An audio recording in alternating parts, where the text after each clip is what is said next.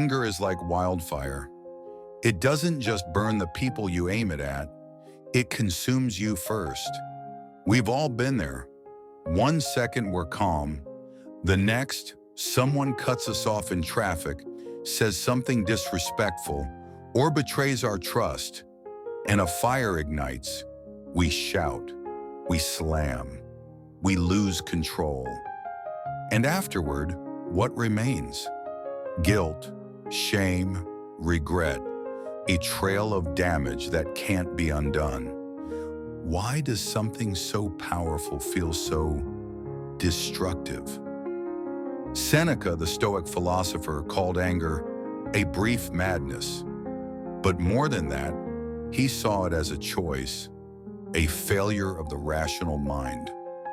Today, let's explore how to disarm this explosive emotion, not by suppressing it, but by understanding it and outgrowing it. Part 1. Why anger is so dangerous. Seneca didn't mince words. No plague has cost the human race more. Not war, not disease, but anger. Because anger has led to war. It's led to murder, betrayal, broken families, destroyed friendships, and rulers who've burned entire cities from a moment of fury. Stoics weren't against emotions, but they warned anger is different. It pretends to be strength, but it clouds your reason. We often think of anger as righteous.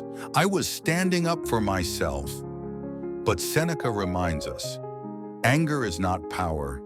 It is a form of weakness, a mind that has lost its self-possession. The Stoic distinction is simple: righteous conviction, that's clarity. Emotional rage, that's chaos. Anger doesn't make us just. It makes us reckless. Part 2. Where anger comes from. So where does anger come from? Seneca says it's not about what happens, but about what we expect. When reality doesn't match our expectations, we feel wronged.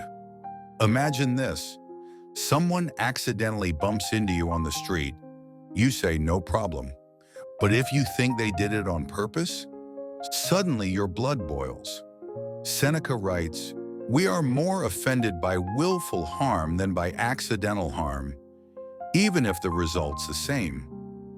The story we tell ourselves feeds the anger. He disrespected me. She did this to hurt me. They always do this. But are those stories true, or are they just ego wounded? Anger traps us by convincing us we're victims. It turns moments into battles. It says, if you don't strike back, you're weak. But Stoicism says the opposite. The strongest person is the one who is not ruled by passion. Part 3. How to catch anger early. Seneca gives us a powerful piece of advice. The best time to fight anger is before it begins. That may sound impossible, but the truth is, anger doesn't explode from nowhere. It builds. And if we learn to spot the signs early, we can defuse the bomb before it detonates. So what are those signs? Your heart rate rising, your breathing getting shallow, your mind racing with arguments or insults, that urge to respond quickly, loudly, emotionally. When you feel this happening, pause, take a breath, count to 10. It's not just a cliche, it's your first weapon of self-mastery. Remind yourself, I have the power to choose how I respond. This pause, just 10 seconds, can be the difference between a destroyed relationship and a moment of clarity. Ask yourself, could I be overreacting? Am I assigning malicious intent where there is none? Is this worth my peace? Part 4. Stoic Tools to Disarm Anger. Let's go deeper now. Seneca and the Stoics offered practical tools to defuse anger. Not just once, but as a daily practice. Here are 4 of the most powerful. 1. See others as part of nature. Marcus Aurelius wrote, "When you wake up, prepare your mind. Today, people will be rude, selfish, arrogant, but they act this way out of ignorance." This isn't pessimism, it's realism. If a child throws a tantrum, do you get furious? Or do you understand they don't yet know how to manage themselves? When someone wrongs you, ask, could they be acting from ignorance, from pain, from fear, not from malice? This isn't about letting people walk over you. It's about not letting them drag you down to their level. 2. Remember, everything is temporary. This too shall pass. That moment of fury, it will fade. But the consequences of how you act in that moment, those may stay forever. Seneca reminds us, you must hold back your wrath, lest you do what you cannot undo. Ask yourself, in an hour, will this still matter? In a day? In a year? The Stoic sees anger as a ripple on the surface, not a reason to drown. 3. Reflect in writing. Seneca advised that each evening we should review our behavior. When the light has been removed and my wife has fallen silent, I examine the whole of my day. Ask yourself, when did I feel anger today? Why? What did I do about it? How could I handle it better next time? This simple habit builds emotional muscle. It trains you to respond more wisely tomorrow. 4. Speak to yourself before you speak to others.